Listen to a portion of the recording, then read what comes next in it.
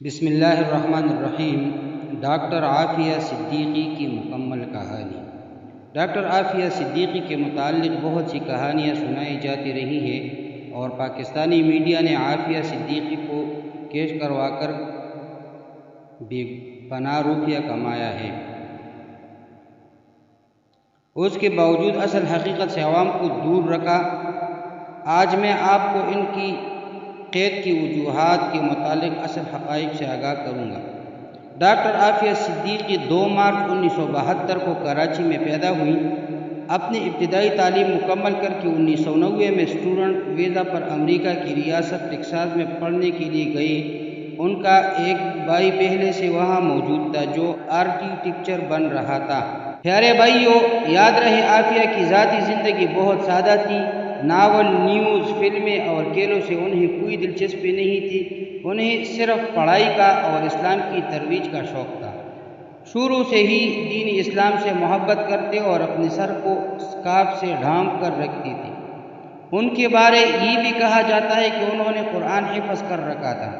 پچھلی 2-3 صدیوں میں ان جیسی ذہین خاتون کوئی نہیں پیدا ہوئی۔ عافیہ نے اپنی باقی تعلیم وہی امریکہ میں ہی مکمل کی۔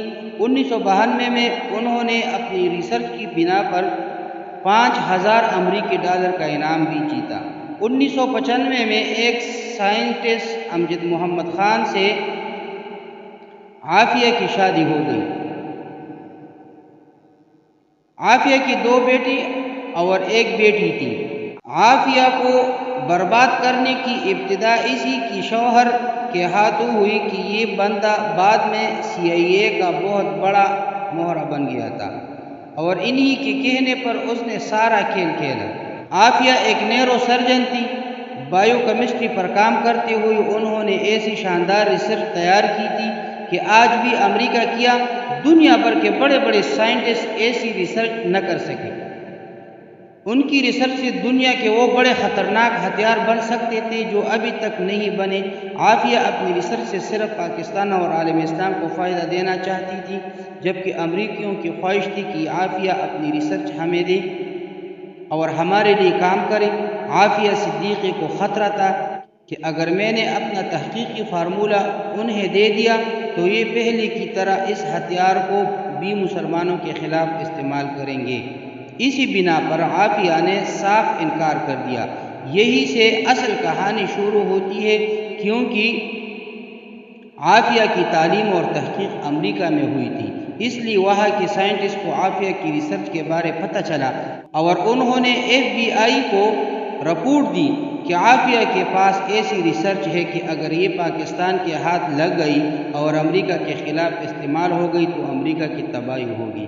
2002 میں عافیہ کو طلاق ہوگی اور اس کے شوہر نے بہت سے من گھڑت الزام ان پر لگائے جو مکمل جھوٹ کا پلندہ تھے۔ عافیہ پاکستان میں رہ کر پاکستان کے لیے کام کرنا چاہتی تھی اور پاکستان کو بھی چاہیے تھا کہ اس کی ریسرچ سے فائدہ اٹھاتا، مگر جنرل پرویز مشرف نے 2003 میں اپنی زندگی کی سب سے بڑی غلطی کرتے ہوئے عافیہ کو امریکہ کے حوالے کر دیا۔ یاد رہے کہ یہ مشرف کا ذاتی فیصلہ تھا۔ پوری فوج کو اس میں بے وجہ بدنام کیا جاتا رہا ہے۔ 5 سال تک تو کسی کو پتہ ہی نہیں تھا کہ عافیہ کہاں ہے۔ جب عافیہ کی گرفتاری کی خبر عام ہوئی اس وقت تک مشرف کی ایک غلطی کی بنا پر عافیہ اور پاکستان بہت کچھ کھو چکا تھا۔ امریکیوں نے ڈاکٹر عافیہ صدیقی سے ریسرچ لینے کے لیے ان پر بہت ظلم کیا۔ انہیں جسمانی تشدد کے ساتھ جنسی زیادتی کا بھی نشانہ بنایا جاتا رہا۔ اس دوران ان کے 2 بچوں کو بھی قتل کر دیا گیا۔ بلگرام جیل سے چھوٹنے والے قیدیوں کا بتانا تھا کہ جیل کی ایک سیل سے ایک عورت کی چیخنے کی ایسی دردناک آوازیں آتی تھی کہ جس نے آج بھی ہمیں ذہنی دباؤ کا شکار کیا ہوا ہے۔ اس سے آپ اندازہ لگا سکتے ہیں کہ امریکیوں نے عافیہ پر کتنا ظلم کیا ہوگا۔ یہودی جو امریکہ پر قبضہ کر کے بیٹھے ہوئے ہیں یہ اپنی ہر مخالف کو مار دیتے ہیں، مگر عافیہ کی ریسرچ اتنی پاورفل تھی کہ انہوں نے عافیہ کو مارنے والا قدم نہیں اٹھایا، صرف تشدد اور ٹارچر کرتے رہے کہ کسی طرح عافیہ وہ فارمولہ ہمیں دے دے۔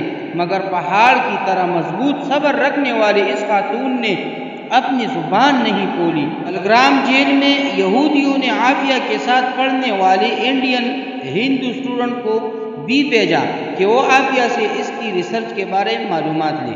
عافیہ کو پتہ تھا کہ اگر یہ ریسرچ میں نے انہیں دے دی تو اس کے بعد یہ مجھے مار دیں گے اور اس خطرناک فارمولے کو مسلمانوں کے خلاف استعمال کریں گے، اس لیے عافیہ نے اس اسٹوڈنٹ کو بھی خالی ہاتھ واپس بھیج دیا۔ امریکی چاہتے تھے کہ اگر عافیہ اپنی ریسرچ ہمیں نہیں دیتی تو یہ کسی اور کی بھی کام نہ آ سکی، اس لیے انہوں نے عافیہ پر اتنا ظلم اور جسمانی و ذہنی تشدد کیا ہے کہ اب وہ ذہنی طور پر مفلوج ہو چکے ہیں۔ 2013 تک امریکی عافیہ سے مایوس ہو چکی تھی اور باراک اوباما نے اشارہ بھی دیا تھا کہ اگر پاکستان خط لکھتا ہے تو ہم عافیہ کو چھوڑ دیں گے، مگر نواز شریف نے اپنے ذاتی مفاد کے لیے کوئی قدم نہیں اٹھایا۔ عمران خان نے الیکشن سے قبل کہا تھا کہ اگر انہیں حکومت ملی تو وہ عافیہ کو پاکستان لے کر آئے گی، تو اس نے بھی کچھ نہ کر سکا۔ بہرحال یہ عافیہ صدیقی کی کہانی تھی۔ اللہ تعالیٰ سے دعا کرے کہ اللہ تعالیٰ عافیہ صدیقی کو اپنے حفظ و امان میں رکھے اور ان ظالموں کی تشدد سے رہا کرے۔ والسلام۔